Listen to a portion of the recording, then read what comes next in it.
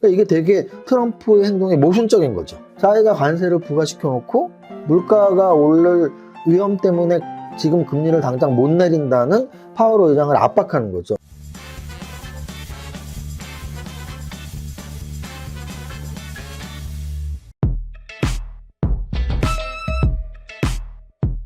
대표님. 라이씨였어요? 네, 대표님. 오늘 시장 어땠나요? 오늘 시장은 그냥 뭐 보합권이라고 말하면 될 것 같아요. 그래서 최근 거의 뭐 4월 9일 이후에 이제 반등 이후에 국면은 예상 이미 해드렸던 대로 가격 조정은 크지 않은, 즉 뭐 이렇게 많이 막 반등을 지금 주거나 또는 급락을 하거나 이렇지 않은 가운데 옆으로 이렇게 기어가는 횡보 구간이 나올 거라는 예상을 드렸는데 우리는 그거를 기간 조정이라고 말씀을 드렸고요. 지금 기간 조정 국면이라고 보시면 정확할 것 같아요. 어제 같은 경우에 미증시가 2% 정도 하락을 했어요. 근데 이제 오늘 나스닥 선물지수는 나쁘지는 않은 한 0.5% 상승. 근데 이제 장 시작할 때는 그렇진 않았거든요. 근데 어쨌든 장 시작도 개파락이 크진 않았고, 그 개파락 크지 않은 가운데에서도 그래도 보합권까지 끌어올리면서 이렇게 횡보 마감했다라는 건 시장이 이렇게 투자 심리가 나쁘지는 않다. 근데 반면에 나쁘지 않다는 좋다냐? 꼭 그런 건 아니에요. 우리가 좋다, 나쁘다의 중간이 있어요. 그래서 그냥 지금 시장은 좋지도 않지만 나쁘지도 않은, 그래서 위로 올라가기에는 막 벽이 있는 것 같지만 4월 9일이 저점까지 굳이 내려가지도 않는 이런 정도 위치고, 그래서 그날의 변동성이 왜 나왔는지 재료 가치를 계속 파악을 해야 될 것 같고요. 일단 지금은 우리나라 협상팀이 갔으니까 미중 관세 협상이 어떻게 유리하게 될지, 또 관세를 제외한 어떤 부분들이 협의 대상이 될지, 뭐 국방비를 포함한 여러 가지가 있을 수 있으니까요. 두 번째는 관세가 아닌 또 다른 변수가 하나 있어요. 뭐냐면 결국은 계속 경제학적인 이론 내용대로 흐름대로 계속 설명을 드리자면 관세라는 거는 물가를 올리는 요인이에요. 우리를 생각하면 돼요. 우리가 뭔가를 사려고 하는데 수입품에 관세가 많이 부과가 돼. 그럼 우리나라 제조업체는 좋지만 수입하는 그 수입업자 입장에서는 관세도 내고 비싸게 팔아야 돼요, 더. 그럼 우리 소비자 입장에서는 안 좋은 거죠. 소비자 입장에서는 물론 국산품을 쓰게 되겠죠. 좀 더 비싸게 관세가 부과되지 않은. 하지만 만약에 비싸게 부과된 비싼 관세가 부과된 제품을 사게 된다면 기존보다 훨씬 비싼 가격에 팔릴 것이고요. 그게 바로 물가를 구성하는 요소잖아요, 가격이. 그래서 관세를 많이 부과하는 지금 미국의 경우에 물가가 올라갈 확률이 높다는 말이 나오는 거고, 그런데 트럼프가 지금 뭘 요구하고 있죠? 힘을 내요 슈퍼파월 의장한테 뭘 요구하고 있냐면, 야 빨리 금리 내려. 왜냐면 금리 원래 내리는 예정이 있었어요. 그러니까 트럼프가 자기가 대통령 되기 전에는 내리지 말라고 이제 대통령 되니까 야 이제 내려도 돼, 빨리 내려 막 하고 있는데 파월 의장이 안 내리고 있죠. 근데 안 내리고 있는 가장 큰 근거는 뭐냐면 관세에 의한 물가 불안 가능성이에요. 그러니까 이게 되게 트럼프의 행동이 모순적인 거죠. 자기가 관세를 부과시켜 놓고 물가가 오를 위험 때문에 지금 금리를 당장 못 내린다는 파월 의장을 압박하는 거죠. 야, 아니야. 관세는 물가에 큰 영향 없으니까 빨리 금리 내려. 근데 파월 의장은 못 내리겠어. 그랬더니 이제 어제 밤에는 뭐 그런 말을 썼다고 했죠. 내가 그만두라고 하면 언제든지 그만둘 것이다. 근데 사실은 파월 의장의 과거 트럼프 대통령 취임 직전 또는 직후에 기자회견 같은 걸 볼라치면은 당연히 이런 충돌이 예상이 됐었고, 그때도 인터뷰에 한번 그런 기사가 있더라고요. 트럼프가 나가라고 해도 안 나갈 거다, 뭐 이런 기사가 작년 11월에 있었어요. 그리고 실제로 미국은 우리나라와는 달리 우리나라도 독립성이 보장이 되어 있다고는 하지만 실질적일지는 모르겠는데, 어쨌든 미국은 저는 주식을 한 25년 30년 한 입장에서 과거에 정말 강력했던, 진짜 대통령도 어떻게 할 수 없었던 그리스펀이랄지 앨런 의장이랄지 지금 파월 의장이랄지 굉장히 이름만 들어도 주식 투자자로서 야, 그 사람 진짜 깐깐하고 꼼꼼했는데 대통령이 뭐라 해도 흔들리지 않았는데, 이런 의장들이 있거든요. 그래서 그럴 때마다 이런 대통령과의 충돌이 있을 때가 있었고요. 하지만 충돌이 있다 하더라도 제 기억에는, 제가 아는 한도 내, 제가 주식 투자를 했을 때의 연준 의장들을 기억해 본다면 대통령이 말에 막 쉽사리 굴복을 했던 사람도 없었던 것 같고요. 그리고 또 하나는 대통령이 나가라고 해서 그만두라고 해서 임기 내에 그만뒀던 적은 제 기억에는 일단 없습니다. 더 찾아봐야 있을 수 있겠지만 사례가, 제가 주식 투자하는 기간 동안에 연진 의장이 잘린 적이 있었나? 자를 수도 없고요. 재발로 나갔던 적도 없는 것 같아요. 그래서 어쨌든 지금 트럼프가 야 뭐 어쩌고 저쩌고 하는 것도 그야말로 트럼프의 엄포? 야, 너 그냥 말 좀 들어라. 빨리 금리 내려라. 왜? 트럼프는 지금 관세 전쟁의 비판을 받고 있는데 그 가장 큰 비판 중에 하나가 뭐 국제 무역 질서를 훼손하고 이런 거는 미국인들이 트럼프를 왜 뽑았겠어요?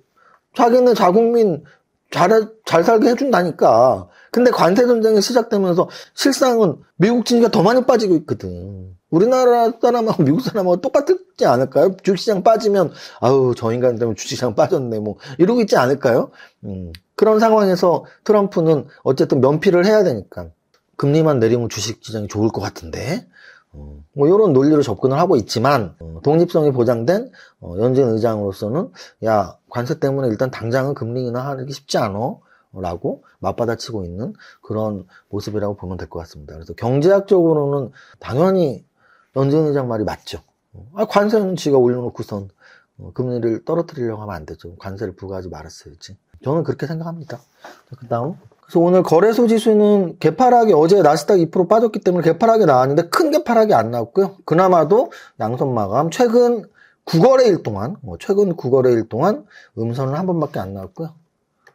코스닥 시장도 마찬가지예요. 최근 9거래일 동안 음선은 2번 나왔었고 오늘은 양선 나왔습니다. 그래서 오늘은 어제랑 살짝 반대네요. 어제는 거래소가 살짝 플러스였고 코스닥이 살짝 마이너스였는데 오늘은 그 반대입니다. 거래소가 살짝 마이너스고 코스닥은 살짝 플러스예요. 근데 뭐 어제도 말씀드렸지만 플러스냐 마이너스냐는 중요하지 않다. 둘 다 보합권 마감을 했다. 양선 마감을 했다. 근데 미국 증시는 2%나 빠졌었다. 그래서 미국 증시 대비 강한 모습을 여전히 보이고 있구나 정도로 설명을 드리겠습니다. 다음 거래소 대형주에서 삼성전자는 0.7 하락, SK하이닉스 1.5 하락.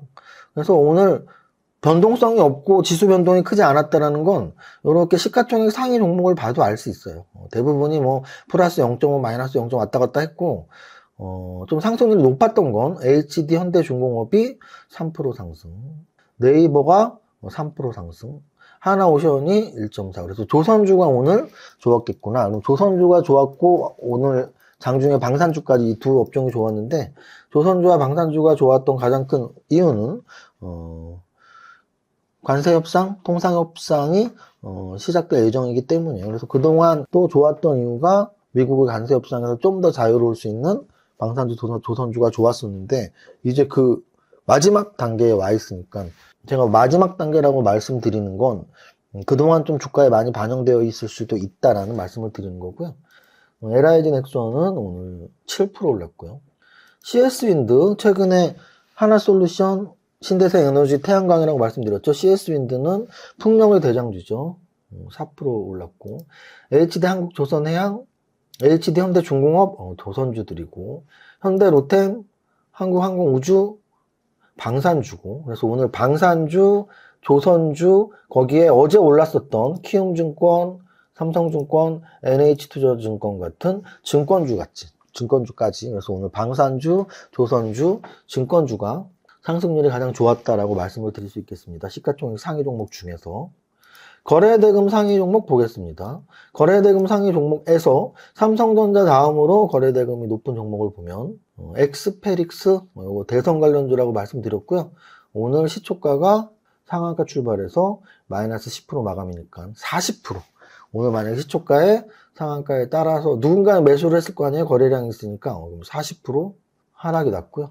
오늘 1,600억짜리가 거래대금이 3,800억. 그냥 전국에 있는 단기 트레이더들이 다 달라붙어 있었다고 보시면 돼요. 그래서 자기 몸통에 2배, 3배 거래되는 게 단기 매매 입장에서는 되게 활발하고 좋아라고 평가할 수 있지만 약간의 중장기로만 넘어간다 하더라도 야 이거 뭐 홀딩 세력 하락도 없고 뭐 한 달, 2달 지나면 이 거래량을 버텨낼 수가 없기 때문에 이게 다시는 못 넘을 고점이 될 가능성도 있는 거죠. 길게 보면.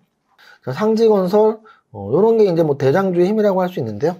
제가 일요일에 단기 매매 강의가 있기 때문에 좀 단기 매매적인 내용을 거래대금 상위에서 설명드리는 거예요. 왜냐면 단기 매매에서 종목 선정의 핵심은 거래대금 상위에서 잡아내야 되거든요. 어쨌든 상지건설은 대선 관련주 중에서 거의 대장주처럼 10배 올랐었고 음선 2개로 꺾였다가 오늘 양선. 에어레인은 역사적 신고가 뚫었던 신규 상장 종목인데 음선. 사면 14% 상승. HD 현대일렉 오늘 실적 발표 나오면서 좀 아쉬운 내용으로 해서 9% 하락을 했습니다. ABL 바이오 다시 한번 역사적 신고가 갱신하면서 5% 상승했고요. 대동기어 18% 상승. 제로투세븐 11% 상승.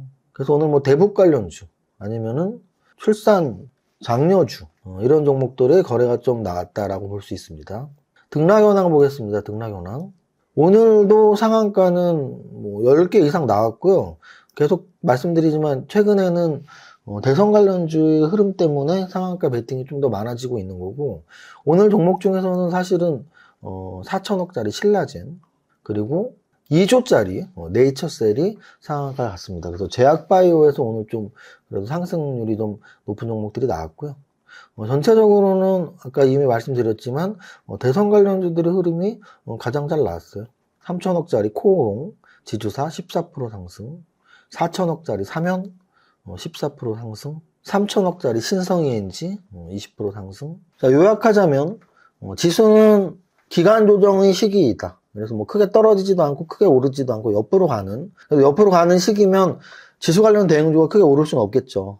그럼에도 불구하고 오늘 지수 관련 대형주에서는 방산주, 조선주가 한미통상협상 수혜주로서 계속 언급됐기 때문에 올랐고, 그리고 어제 움직였던 증권주가 오늘 이틀 연속 상승을 보였고요. 거래대금 상위나 또는 상승률 상위에서 볼 수 있는 건 여전히 대선 관련주 쪽에서 사람들이 가장 관심을 많이 갖고 있고 매매가 활발하게 형성이 되고 있다.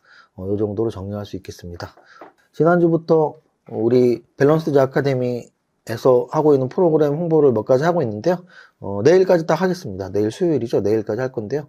일단 이번 주 일요일 날 저와 홍세무사님의 유료 강연이 있습니다. 유료 강연 참석하실 분들 참석하시고, 참석 만약에 못 하시는 분들은 영상으로 보고 싶으신 분들은 유튜브 멤버십 가입하시면 되고요. 자, 그 다음 주 월요일 화요일 날 미라클 모닝 개강이 있고요. 그 다음 최초 입회비 5만원 내는 한 달에 줌교육 2번 하는 주식 그루들, 주식 멘토들의 책을 함께 공부하는 로켓 연구원님이 함께 공부하는 밸런스 북클럽 시즌2가 지금 진행 중에 있습니다. 여기까지 하겠습니다. 첫 번째 줄 노래하고 마치겠습니다. 시작! 나는 10년 안에 100억 투자했고 화이팅! 은경씨! 네, 은경씨 지금 뭐 하세요?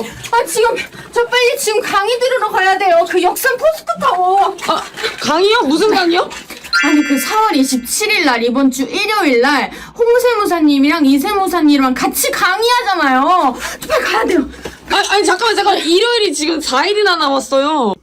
이번에 이세무사님께서 이 수익성과 안정성을 둘 다 잡은 그 신박한 강의를 준비하셨단 말이에요. 그래서 저 빨리 가야 돼요. 이 새로운 거는 빨리 선점하는 게 제일 중요하다는 거. 이제 우린 진짜 부자가 될 수 있어요. 비키세요. 저 빨리 가야 돼요. 은경씨! 같이 가요, 은경씨!